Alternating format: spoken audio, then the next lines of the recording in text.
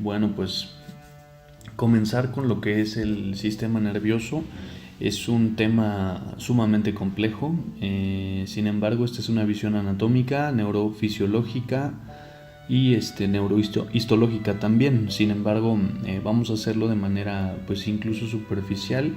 Recordar que esta plática es para gente que va iniciando en el área de la salud, como pueden ser estudiantes de medicina, estudiantes de nutrición, enfermería, fisioterapia también. ¿Okay? El sistema nervioso es uno de los sistemas más complejos que posee el cuerpo humano. Lo estudia la neurología, es la rama de la medicina que se encarga del estudio del sistema nervioso. Hoy también vamos a comprender en parte de lo que es la conformación, la configuración de nuestro sistema nervioso para que sepamos cómo es que se clasifica fisiológicamente y anatómicamente el sistema nervioso. ¿Okay?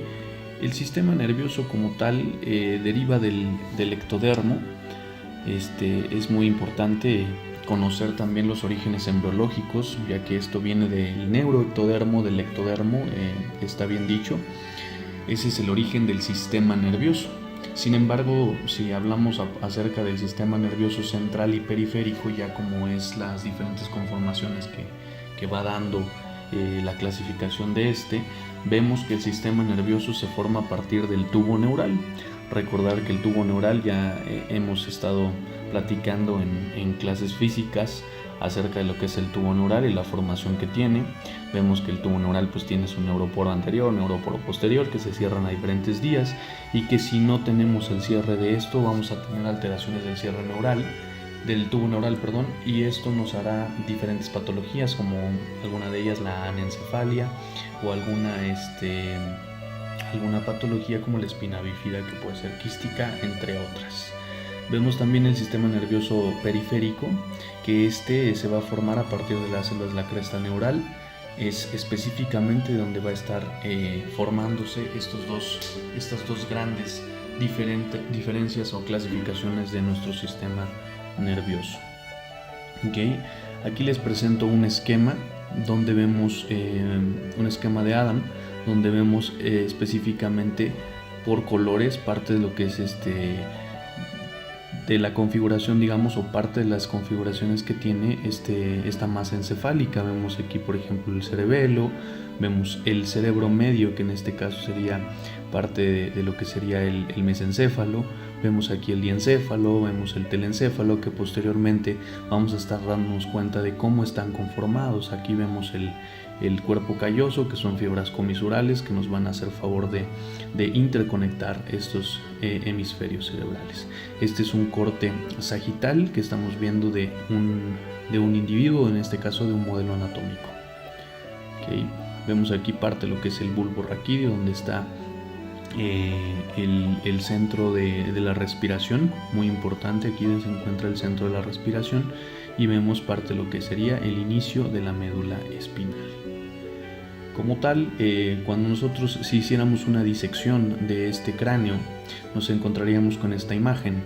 Vemos aquí cómo estamos quitando parte de lo que sería toda la piel, y nos encontraríamos con un estuche denominado estuche meningio.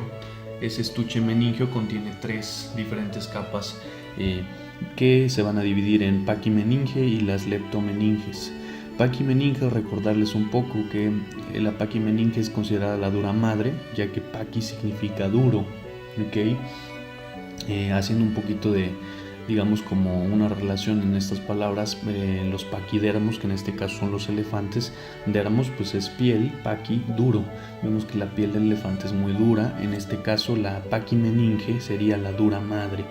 La dura madre, que no es más que una membrana que va a recubrir todo el encéfalo y todo el sistema nervioso a su vez. Vemos en esta figura cómo nos damos cuenta de que cómo la están completamente estirando, y vemos que entraríamos aparte de lo que sería nuestra masa encefálica. Esta es una imagen real, y vemos acá el esquema, que pues no parecen precisamente lo mismo, ¿verdad? Una de las imágenes que también muestro en esta diapositiva es esta, que es efectivamente, esto sería la vista superior, una vista axial, también considera una vista axial. Vemos las convoluciones que tiene, las circunvoluciones, perdón, que tiene el cerebro. Vemos aquí el surco medio, donde vamos a encontrar, si hiciéramos un corte, como lo estamos viendo acá de este lado, vemos específicamente que tenemos aquí nuestro cuerpo calloso con las fibras comisurales, ¿sí? Donde nos estamos dando cuenta que hay interconexión entre los dos hemisferios cerebrales. ¿Okay? Bien, una de las primeras células que se diferencian en el sistema nervioso son las neuronas. Hablar de ellas es un poquito complejo, pero vamos a hacerlo sencillo. Se diferencian ya que vamos a tener diferentes orígenes de nuestro sistema nervioso, como les hablé del neuroectodermo, del tubo neural y de las células de la cresta neural específicamente. Sin embargo, las neuronas son una de las primeras células que se van a estar diferenciando y que a su vez van a estar siendo muy importantes para que nosotros podamos tener conexiones y poder llevar a cabo nuestras funciones. En este caso pueden ser neuronas sensibles de sensibilidad, neuronas sensibles como las fotosensibles del ojo, o también podemos tener neuronas motoras, que también se les conoce como motoneuronas. ¿Okay? Existen diferentes tipos de neuronas que vamos a ver. Sin embargo, es muy importante que conozcamos primero cómo están compuestas estas neuronas. Vemos aquí este esquema muy colorido, donde vemos específicamente esta parte que sería nuestro cuerpo de la neurona, también conocida como soma, lo que está indicando aquí, y también conocido como pericarion. ¿Okay? El pericarion, recordar que carion es núcleo, peri alrededor de, entonces podemos entender qué es lo que está alrededor del núcleo. Vemos el nucleolo, vemos el núcleo específicamente, vemos que tiene mucho retículo endoplásmico rugoso aquí, porque está destinado, si recordamos un poquito de lo que son pues en alguna de las clases que pudiese llamarse procesos biológicos, podemos entender que el retículo endoplásmico rugoso se encarga de la síntesis de proteínas de secreción, que eso va a estar aquí. Vemos mitocondrias, entonces nos estamos dando cuenta que es una célula común y corriente como otras, solamente que es neuroespecializada. Vemos específicamente que tenemos un axón, aquí estamos haciendo alusión al axón, desde donde termina el axón específicamente, lo vemos, y vemos esta parte de aquí, como cono que se hace en esta zona, se le denomina cono axón, que ya lo veremos. Luego vemos aquí como unas almohadillas de color azul. Estas almohadillas de color azul, vemos específicamente una envoltura, que esa envoltura se llama envoltura mielínica, ¿sí? Que está dada por las células de Schwann. Las células de Schwann, muy importantes porque son parte de lo que va a ser la mielina, y van a tratar de envolver, digamos, un cable. Siempre se explica esto como un cable que va aislado y se aísla para que pueda ir conduciendo toda su información, en este caso que puede ser sensibilidad o pudiese ser motora o quizás también mixta. ¿Okay? Esto sería, digamos, un esquema general de lo que serían las neuronas. Vemos aquí parte de las dendritas. Hay algunas cositas que no alcanzamos a ver aquí que se llaman teledendritas, que ya después las iremos tocando. Sin embargo, bueno, este sería el esquema de una neurona.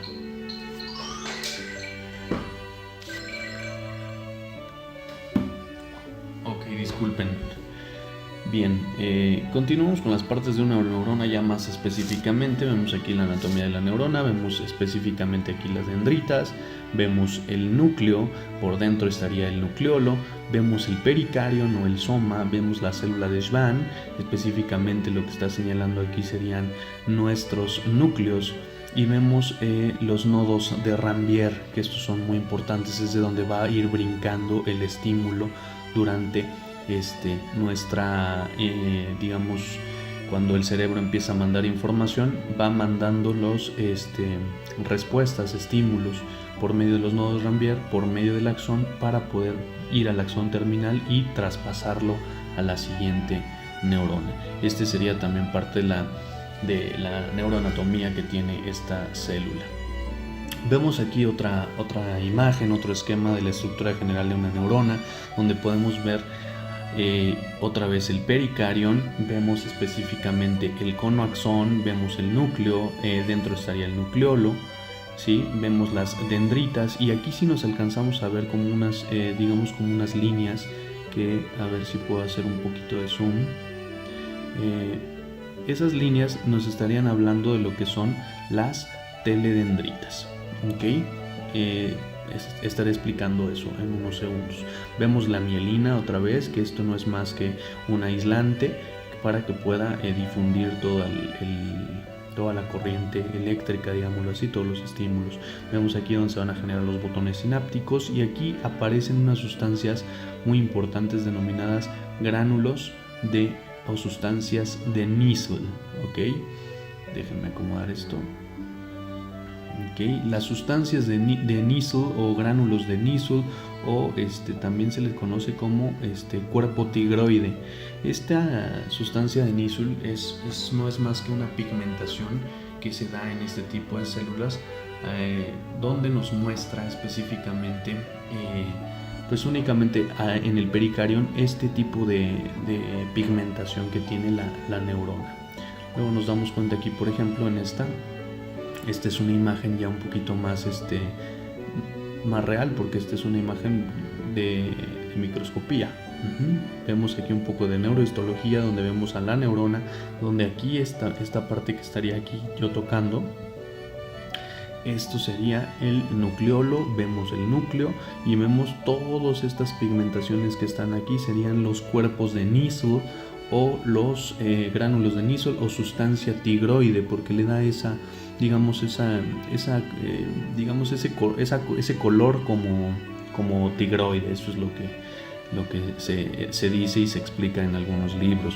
Sin embargo, Nissl fue un médico alemán que fue el primero en descubrir este tipo de sustancias en la neurona y es por eso que llevan el nombre de cuerpos o gránulos de Nissl. ¿Okay? Entramos un poco en la neurohistología de las células del sistema nervioso, en este caso las neuronas, y nos vamos a encontrar que existen tres diferentes tipos: las neuronas bipolares, las neuronas pseudomonopolares y las neuronas multipolares. Estas son la clasificación que se da de las neuronas. Existen evidentemente más de un solo tipo. Sin embargo, por ejemplo, la monopolar no la estamos poniendo porque la monopolar como tal no existe en humanos. Sin embargo, una de las que existen más en humanos, por ejemplo, es la multipolar, que esta también se le conoce como la neurona motora. ¿Okay? La pseudomonopolar se conoce más como que es digamos una neurona de tipo sensitivo y la multipolar es una neurona mixta. Sin embargo, hablar de la neurona bipolar también es una neurona muy sensorial, ¿sí? Que va a tener diferentes partes que iremos estudiando. Okay. Bien, déjenme acomodar esto. Okay. Las células del sistema nervioso como tal se van a dividir en las células gliales. ¿Okay? Estas células gliales van a tener dos diferentes tipos: las células de la macroglia o las células de la microglia. En algunos libros las van a encontrar como las células de la microglia o las células de la macroglia. Está bien dicho también macroglia y microglia.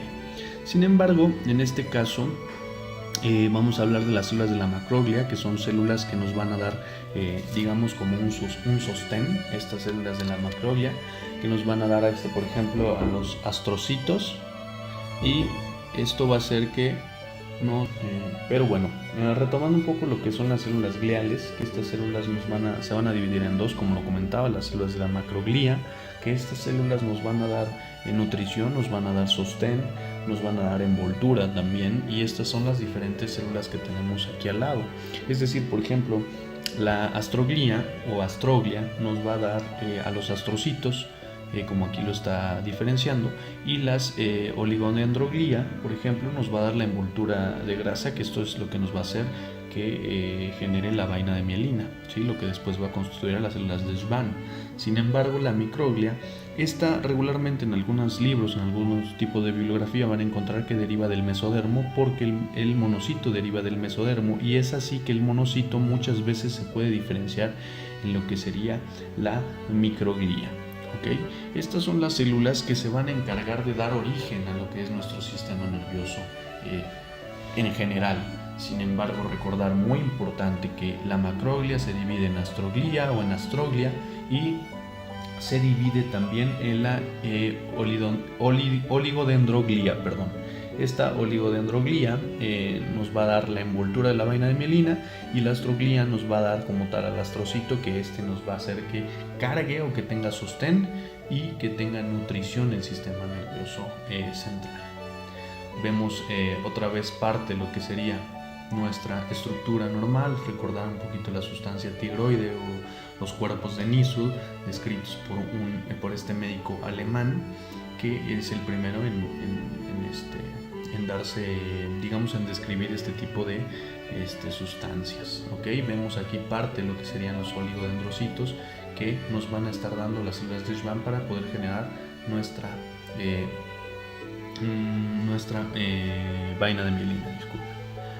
Recordar muy importante que tenemos dendritas. Esas dendritas, ¿qué significa la palabra dendros? Pues déjame decirte que dendros significa arborización. La arborización, vemos aquí cómo tiene demasiadas ramas, demasiadas ramificaciones.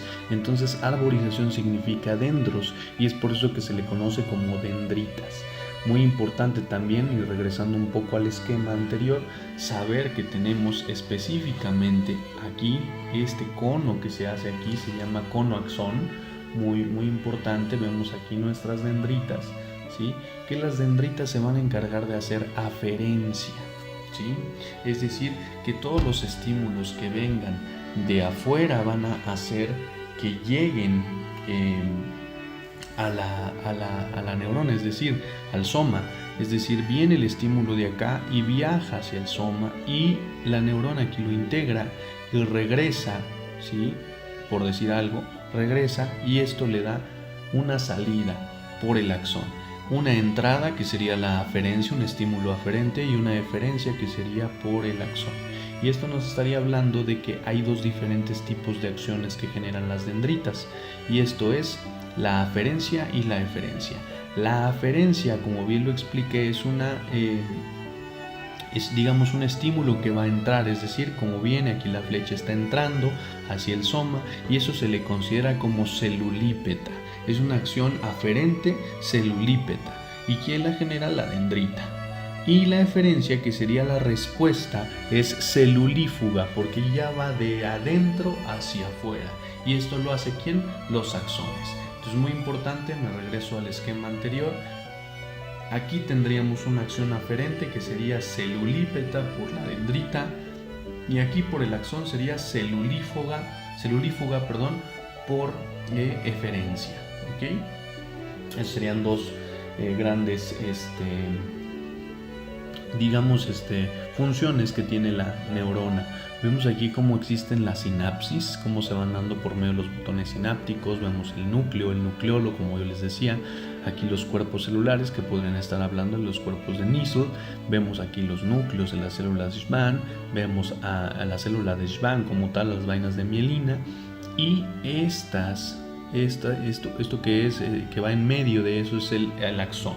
Vemos aquí específicamente el nódulo de Ranvier, las vainas de mielina, como ya lo comenté, los botones sinápticos, que entonces tendríamos aquí una acción celulípeta y una acción celulífuga, ¿sí? Es decir, que aquí, por ejemplo, en esta conexión, en este botón, tendríamos aquí una acción celulípeta y posteriormente una acción celulífuga, para poder ir conectando y generar el proceso que se denomina sinapsis neuronal.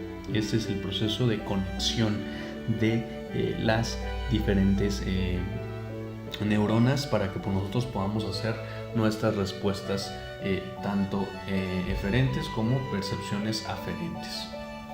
Okay. Aquí, por ejemplo, nos damos cuenta de las teledendritas, lo que yo les quería explicar hace rato. Vamos a ver si podemos hacer un zoom.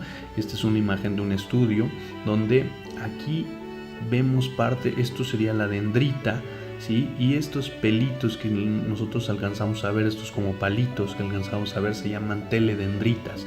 Lo podemos observar también acá de este lado, como tenemos todo en rojo, las teledendritas y nos vamos dando cuenta que tiene demasiadas teledendritas. Las teledendritas no es más que están, digamos, también se le conoce como espinas dendríticas, y estas se encargan de empezar a generarse. Se pueden generar, incluso este es un estudio que nos dice que los estudiantes de medicina, cuando no están acostumbrados a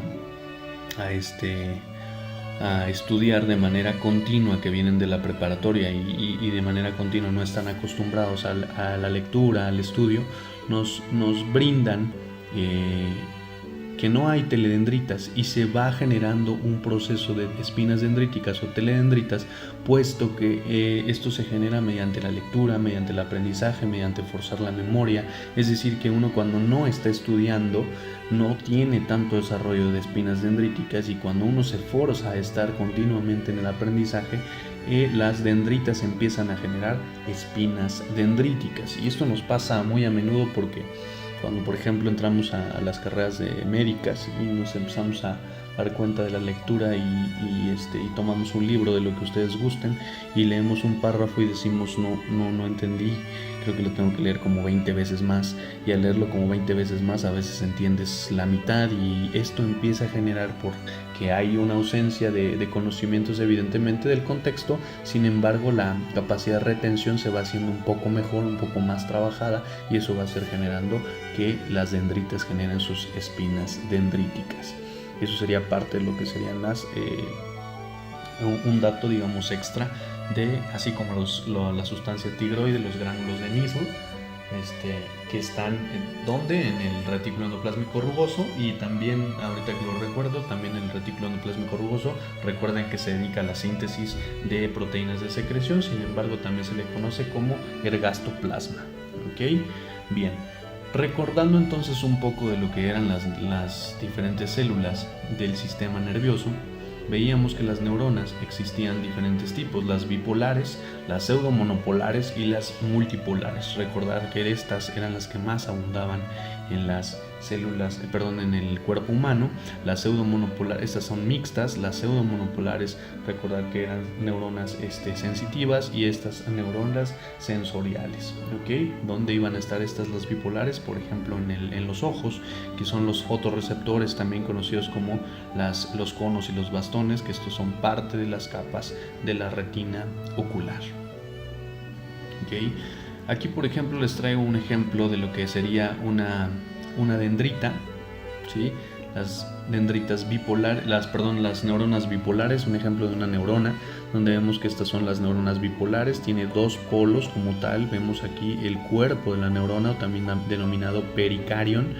Vemos que tiene su axón, ¿sí? Tiene su axón acá de este lado, acá su dendrita, vemos su axón. Vemos su axón terminal, vemos aquí que tiene sus botones para poder hacer la sinapsis, y esta se encuentra mucho en los órganos de los sentidos, ¿okay? Los órganos de los sentidos, ¿okay? Como las células que ya les había dicho.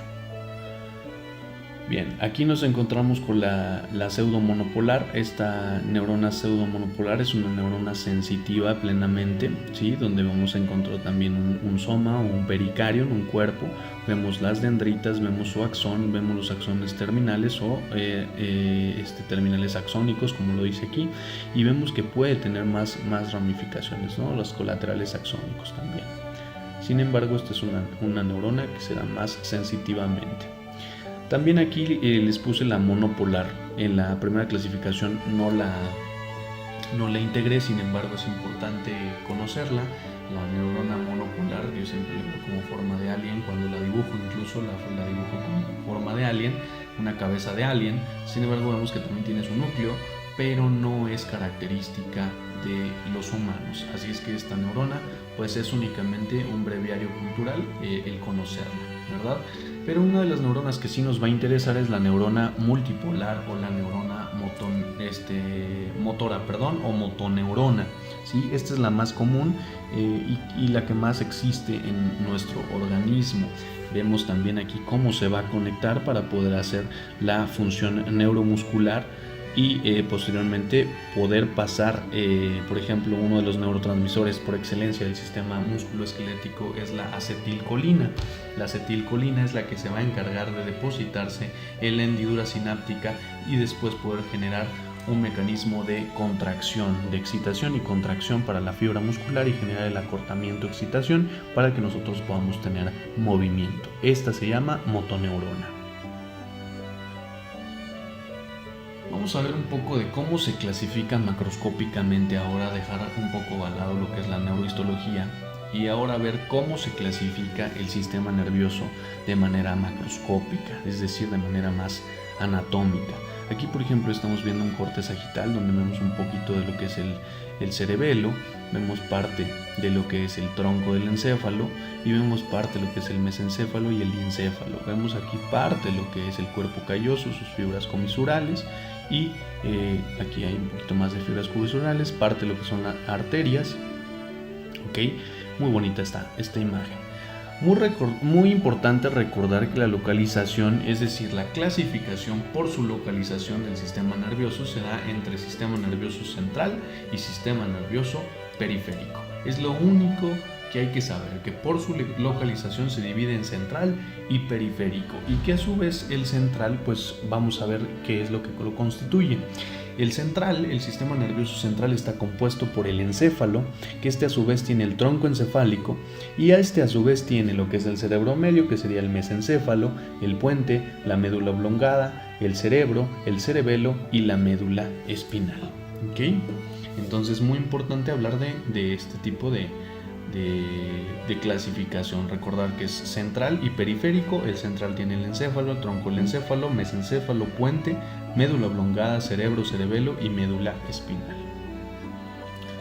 El sistema nervioso periférico está compuesto aproximadamente por 12 pares craneales. Estos 12 pares craneales se van a dar en diferentes orígenes, como ya los hemos estado comentando en clases físicas. Sin embargo, también está compuesto por 31 pares de nervios espinales. Y tenemos ganglios. Aquí es muy importante también hablar de lo que son los ganglios. Antes se consideraba también hablar de los ganglios basales. Sin embargo, hoy en día se ha dicho que está mal la definición de ganglio como tal, como se daba en los libros antiguos. Ahora se dice que son núcleos basales, ¿sí? Ya les explicaré por qué. El origen de los nervios craneales muy importantes, el 3 y el 4 por ejemplo originan del mesencéfalo, 5, 6 y 7 del puente y 8 al 12 de la médula oblongada. Recordar muy bien que el 11º par craneal tiene dos raíces, una raíz espinal y una raíz craneal. Entonces es un nervio que va a tener diferentes orígenes. Sin embargo, de manera general podemos entender que del 8 al 12 salen de la médula oblongada, 5 al 7 del puente y 3 y 4 mesencéfalo. ¿Okay? Hay una clasificación del sistema nervioso central que se da por función. La clasificación, del sistema nervioso, no del sistema nervioso central. La clasificación del sistema nervioso por función lo divide en somático y autónomo. ¿Qué es el sistema nervioso somático? El sistema nervioso somático no es más que la inervación sensitiva y motora a todas aquellas que derivan de las somitas. Recordar que tenemos ahí en el embrión, cuando estamos generando los somitas, que estamos hablando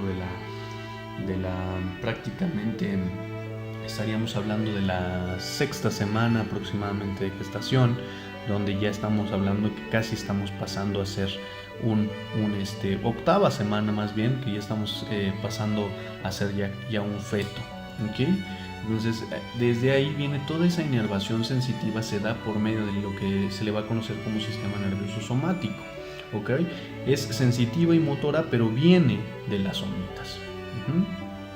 Okay. La otra parte sería el sistema nervioso autónomo, que se va a dividir en sistema nervioso simpático y sistema nervioso parasimpático. Estos se han escuchado bastante. Sin embargo, el sistema nervioso simpático es un sistema nervioso también conocido como sistema nervioso toracolumbar, que se origina aproximadamente en T1 hasta L2, y el sistema nervioso parasimpático va a ser parte de lo contrario. Pero bueno, miren, no me adelanto. Aquí está parte de lo que les comentaba. Parte del sistema nervioso central, que interviene en el sistema de lucha-huida. Es muy importante. Este es el sistema cuando uno va caminando en la calle y de repente vas, digamos, con tus audífonos y de repente al ir caminando en una reja de una casa brinca un perro, un Rottweiler, por ejemplo, cualquier raza de perro agresiva o cualquier perro, al brincar te mete un susto y entonces tú empiezas a generar la activación del sistema nervioso simpático, también conocido como sistema nervioso toracolumbar, y que se origina de T1 hasta L2. ¿Okay? Entonces este sería uno de los ejemplos, digamos, básicos de este sistema nervioso.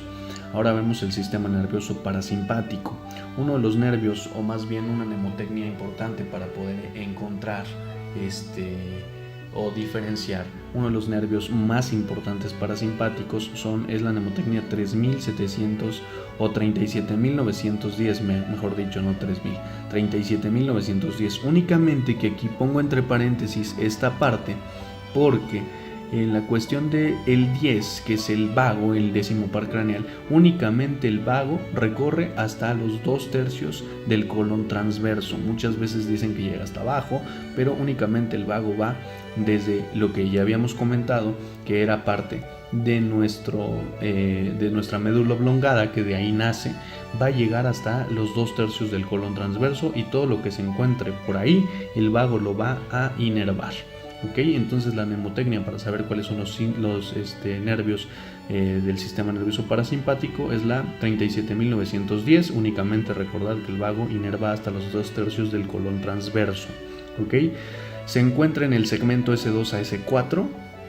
Este es muy importante también saber que ahí se fija, y el sistema nervioso central que interviene, más bien es una parte del sistema nervioso central que interviene en la relajación.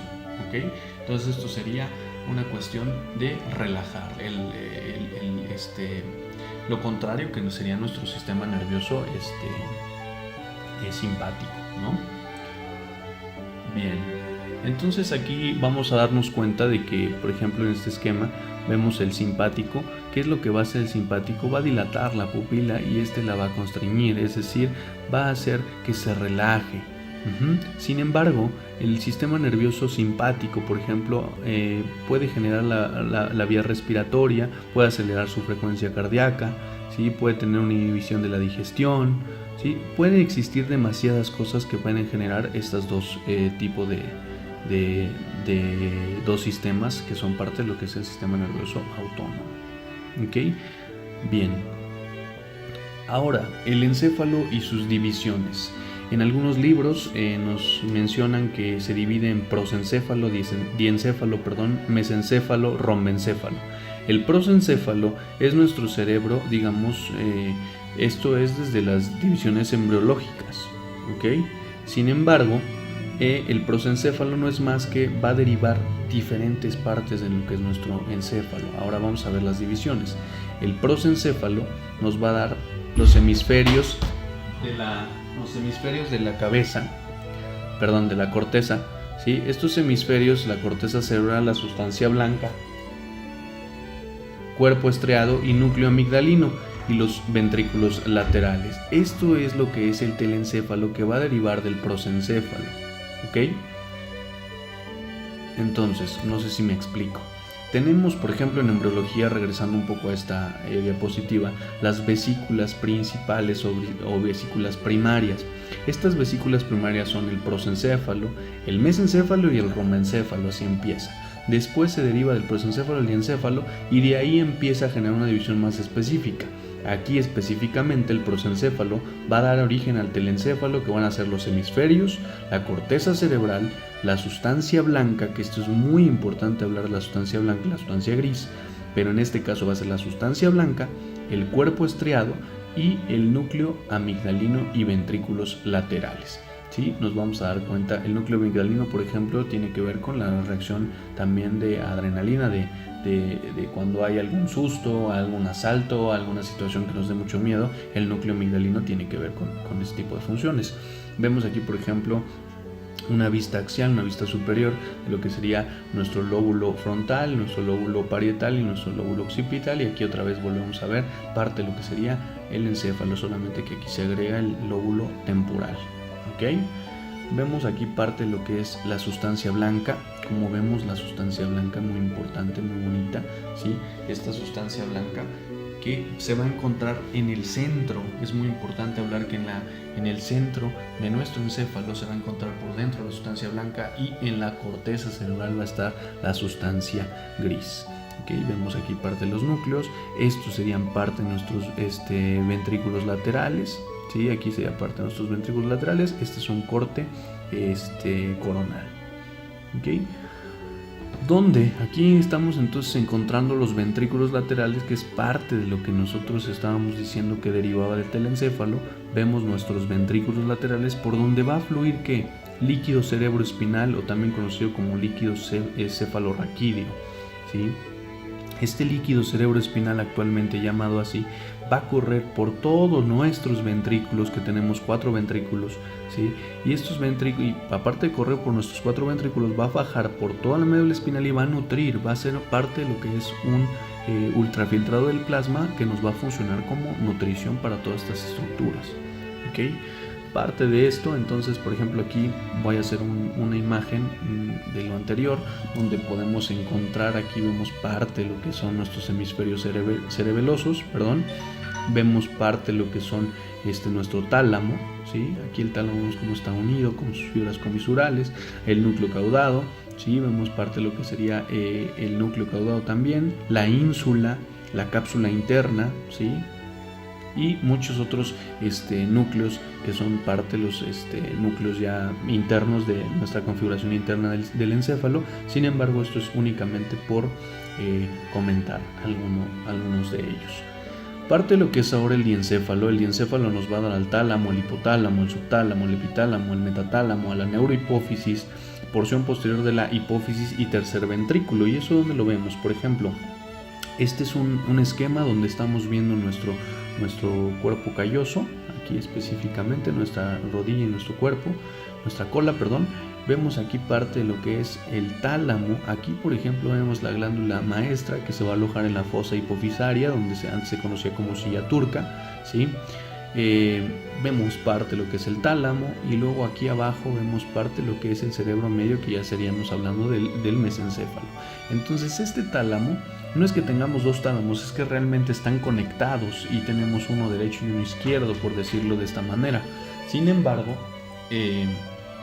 nos damos cuenta, por ejemplo, en el siguiente esquema, que tenemos específicamente aquí al tálamo, y aquí abajo esto sería el subtálamo. Vemos aquí nuestra glándula pineal o glándula hipófisis, glándula pineal, y aquí a nuestra glándula hipófisis, ¿ok? Vemos aquí parte del quiasma óptico, aquí en esta zona, ¿sí? Vemos parte de lo que sería nuestro hipotálamo aquí, subtálamo, nuestro hipotálamo, ¿sí? Y parte de lo que sería otra vez nuestro cuerpo calloso, ¿ok? Esto sería parte de lo que es nuestra configuración interna cerebral. Luego aquí hablando ya de una imagen un poquito más de reconocimiento, ya para ir empezando a practicar, vemos aquí abajo, por ejemplo, estaría nuestra hipófisis, aquí abajo estaría nuestra glándula pineal, en el epitálamo, que estamos, digamos, sobre el tálamo. Este es el tálamo, este es el subtálamo y este es el hipotálamo, hipotálamo, que tiene aquí parte de la regulación de la temperatura. Luego hablar un poco de lo que es el mesencéfalo o cerebro medio, que va a tener los pedúnculos cerebrales, el tegmento, el tectum, la sustancia negra o nigra también la podemos encontrar, los núcleos rojos, el acueducto cerebral o acueducto mesencefálico, o también conocido en la vieja nómina como acueducto de Silvio. Vemos aquí parte de lo que es el mesencéfalo, el puente baróleo y el bulbo raquídeo. ¿Okay? Este es un esquema muy bonito que nos muestra de manera muy didáctica las diferentes partes. Aquí, por ejemplo, nos podemos dar cuenta de lo que es el tálamo. Como yo les decía, son digamos como 2 estructuras de tálamo que están interconectadas y nos van a dar parte de lo que ya habíamos estudiado en el diencéfalo. Sin embargo, ahorita hablando de lo que es el cerebro medio, aquí estamos ubicados específicamente en el cerebro medio. Y si hiciéramos un corte a este nivel, podríamos encontrar esto. Sí, efectivamente, ya son demasiadas cosas que se pueden encontrar a nivel del mesencéfalo. El mesencéfalo es demasiado complejo, es algo de lo más complejo que existe. Sí, sin embargo, vamos a tener diferentes colículos, como el colículo superior, los colículos inferiores, y demás cosas que podemos encontrar aquí en la parte de lo que es el cerebro medio o mesencéfalo. ¿Okay? Bien, el rombencéfalo se va a dividir en dos, en metencéfalo, que es el puente y el cerebelo, y el cuarto ventrículo, y el mielencéfalo va a ser la médula espinal y el cuarto ventrículo. Miren, por ejemplo, este esquema. Aquí vemos un esquema donde específicamente vemos aquí la base del puente, lo que sería el puente, vemos hacia atrás, aquí sería parte de lo que estamos hablando de nuestro inicio, de lo que sería nuestro cuarto ventrículo. Uno está aquí, por ejemplo, dice nuestra entrada al acueducto de Silvio o acueducto mesencefálico, que es parte donde va a pasar el líquido cerebroespinal, y parte de aquí, por ejemplo, vemos los plexos coroides, ¿sí? Parte de lo que son plexos coroides, que es donde se va a generar el líquido cerebroespinal, ¿no? Vemos el tegmento pontino, que es difícil poder se necesita demasiada práctica para poder ubicar estas estructuras. Sin embargo, esto es parte de lo que tienen ustedes que conocer para poder empezar a introducirse en esta parte de la neurología. Vemos aquí los conceptos generales. Ahora vamos a hablar un poco de los conceptos generales, más bien lo que es la sustancia gris, que se localiza en la periferia de los hemisferios cerebrales, como ya los había dicho, y la sustancia blanca es la parte central del encéfalo. ¿Okay? Aquí vemos un corte más dinámico, en un corte coronal, vemos específicamente la sustancia gris y vemos la sustancia blanca específicamente. Hablar de la sustancia gris, pues bueno, es un conjunto de somas, más bien sería el conjunto de somas neuronales dentro del sistema nervioso central. Es decir, que si me regreso a esta imagen, aquí específicamente voy a tener que los cuerpos neuronales. Este es el conjunto de somas del sistema nervioso central. Y luego vemos ahí en la sustancia blanca es el conjunto de axones dentro del sistema nervioso central, que esto va a hacer que conduzca los impulsos nerviosos dentro del sistema nervioso. Ok, vemos ahora parte de un concepto muy importante en neurología, que sería la columna. ¿Qué es una columna? Es el conjunto de núcleos que se localizan a nivel de la médula espinal. Vemos, por ejemplo, en este corte de médula espinal, que sería evidentemente un corte de un esquema, ¿sí? Donde vemos que va a haber columnas. Estas columnas, diferentes columnas que vamos a tener, aquí por ejemplo tenemos la columna anterior y tenemos columnas posteriores, van a ser un conjunto de núcleos. ¿Y qué son los núcleos? Pues un conjunto de somas, ¿sí? Que se localizan a nivel de la médula espinal. Muy importante reconocer la diferencia entre qué es la sustancia gris, qué es la sustancia blanca y qué es una columna, porque saber que la sustancia gris, por ejemplo, el conjunto de somas o cuerpos neuronales, como lo expliqué, se da en el sistema nervioso central, pero la columna se da a nivel de la médula espinal. Esto es muy importante, el conjunto de núcleos que se localizan a nivel de la médula espinal. ¿Sí? ¿Qué núcleos va a haber aquí? El núcleo grácil, el núcleo cuneiforme, ¿sí? Vamos a ver el fascículo, es el fascículo grácil y el fascículo cuneiforme, que van a formar las columnas. Por ejemplo, hablar ahora del tracto fascículo, como yo les decía, es un conjunto de fibras nerviosas dentro del sistema nervioso central. Eso sería un tracto o fascículo. Por ejemplo, vemos aquí el parte de lo que sería el fascículo grácil. Este sería el fascículo grácil y todo esto va a formar la columna posterior y esta sería la columna anterior. Recordar muy importante que siempre en la parte anterior va a tener nuestro surquito aquí, este surco muy importante que va a estar en la médula espinal. Estos serían astas posteriores, estos serían astas anteriores, y esto también lo pueden encontrar bien de manera detallada en estudiar lo que son las láminas de Rexeth. ¿Okay? Que son 10 láminas diferentes que se van a encargar de diferentes cosas cada una. Entonces, muy importante entender, el tracto o el fascículo es el conjunto de fibras nerviosas, es decir, axones, dentro del sistema nervioso central, y aquí vamos a tener diferentes fascículos. Por ejemplo, aquí tenemos el fascículo o tracto cerebroespinal lateral. ¿sí? Entonces ¿qué es lo que va a hacer? Va a ser una vía descendente como tal, una vía que viene desde el encéfalo y que va a descender desde la corteza cerebral y que va a descender para poder dar nuestras diferentes acciones o emisiones. Y esta es una vía ascendente que, por ejemplo, el fascículo cuneiforme va a subir toda la información por medio de este tracto o este fascículo para que llegue al córtex, a la corteza cerebral, y pueda integrarse y generar una respuesta por vía descendente o por vía eferente.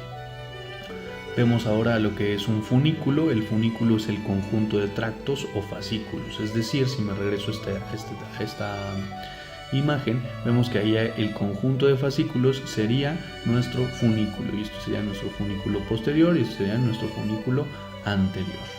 ¿Okay?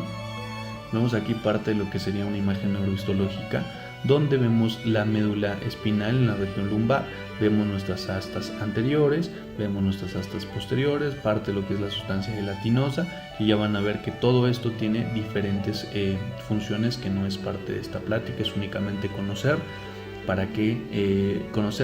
no para qué sirven, sino conocer cómo está constituido nuestro sistema nervioso. También otro de los conceptos generales que se encuentran aquí son las comisuras, que es la sustancia blanca que conecta un hemisferio con otro. Como les decía, por ejemplo, una de las fibras comisurales importantes que existen es el cuerpo calloso. Y aquí lo tenemos. El cuerpo calloso, por ejemplo, vemos aquí el pico, vemos la rodilla, vemos el cuerpo, vemos lo que sería el esplenio, ¿sí? También a esto le llaman cola. Vemos, por ejemplo, esto que por encima de lo que sería nuestro cuerpo calloso vemos el cíngulo o la cisura del cíngulo, que también va a estar aquí arriba. Vemos aquí parte de lo que sería nuestro septum pellucidum, que todo esto van a ser fibras comisurales. Vemos, por ejemplo, aquí en el número 7 el fornix, parte de lo que sería el fornix. El 8, el agujero interventricular. 9, por ejemplo, comisura anterior, ¿sí? El 10, evidentemente, esto sería el tálamo. Por ejemplo, aquí los cuerpos mamilares. Por ejemplo, aquí también estamos hablando de este fascículo, que recordar que era un fascículo. Debemos de estar haciendo estos ejercicios de qué es un fascículo, qué es un tracto, hacer esta retrospectiva para que podamos empezar a hacer el conocimiento que estamos escuchando actualmente en esta clase. Sin embargo, esto es repasar, pero sí hacer una retrospectiva. Entonces aquí, por ejemplo, el fascículo mamilotalámico, o mamilotalámico es un conjunto de fibras nerviosas que quedamos que era dentro del sistema nervioso central, ¿sí? Vemos, por ejemplo, lámina rostral en el número 14 y la lámina terminal, que son parte de lo que serían nuestras partes que vemos aquí en este esquema. Pero muy importante, ¿qué es una comisura? ¿Qué es lo que estábamos nosotros diciendo? Es la sustancia blanca que conecta un hemisferio con otro, y esto es fibras comisurales. Vemos uno de los conceptos también que se encuentran en neurología, es el lepnisco. Esto es más que sustancia blanca, que se refiere a la decusación a nivel del tallo cerebral. Por ejemplo, si tuviéramos un esquema aquí específico de lo que es el tallo cerebral, vemos aquí específicamente que aquí a este nivel se da una decusación llamada decusación de las pirámides, ¿sí? Esto es porque en la zona de lo que es nuestro encéfalo, sí, vamos a tener diferentes capas. Hablar, por ejemplo, de una de ellas que sería, por ejemplo, la capa granular, por ejemplo, que va a tener pirámides, ¿sí? Una de las capas, que sería la capa sexta. El encéfalo, digamos, tiene 6 capas. Estas 6 capas, en la capa número 5, que es la piramidal, es donde nosotros vamos a encontrar unas celulitas en forma de pirámide, y estas celulitas en forma de pirámide es por eso que se le va a denominar la decusación de las pirámides, porque aquí es donde se cambia la vía, digamos, se cruza, y esto se llama la decusación de las pirámides. Evidentemente esto es sustancia blanca que se refiere a la decusación. Aquí específicamente inicia el lepnisco medial, ¿ok? Recordad, entonces, nada más tiene 6 capas la corteza cerebral. Una de ellas, digamos, tiene somas. La primera capa tiene somas, por mencionarles algo. No lo quise poner porque es más específico.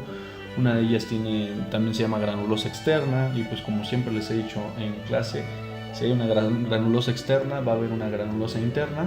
Sin embargo, también está la piramidal externa, está la capa ganglionar, está la capa piramidal interna, ¿sí? Y la capa digamos, de diferentes formas, que no recuerdo ahorita el nombre, pero son 6 capas. La quinta capa es la capa de pirámides, y es ahí donde se genera la decusación. Por eso es que se llama la decusación de las pirámides, ¿ok? Y como concepto general también está el plexo. El plexo, que posteriormente lo irán viendo, el plexo nervioso, que sería el plexo braquial, el plexo lumbar, es una red de axones que se van a originar de las ramas anteriores de los nervios espinales, ¿ok? Entonces aquí nos damos cuenta de que quiero que quede bien claro esos conceptos generales. Y pues realmente el plexo braquial va a tener diferentes patologías, vamos a ver cómo están ya dadas más adelante. El plexo lumbar también, y existen algunos otros plexos, como el plexo de Auerbach, que va a estar específicamente en lo que es el tubo digestivo. Sin embargo, bueno, esto sería nuestra clase de hoy, para quedar con los conceptos generales, esta visión anatómica y esta visión neurohistológica y fisiológica, un poquito de lo que es la neuroanatomía, ¿okay? Es parte de la bibliografía que utilicé para hacer esta plática, y pues bueno, espero que le haya sido de su agrado, espero que haya sido de su ayuda, y pues estaremos continuamente subiendo clases para que podamos estar avanzando y poder cada quien poder checar las clases ya vía individual y poder hacer sus apuntes un poco más completos.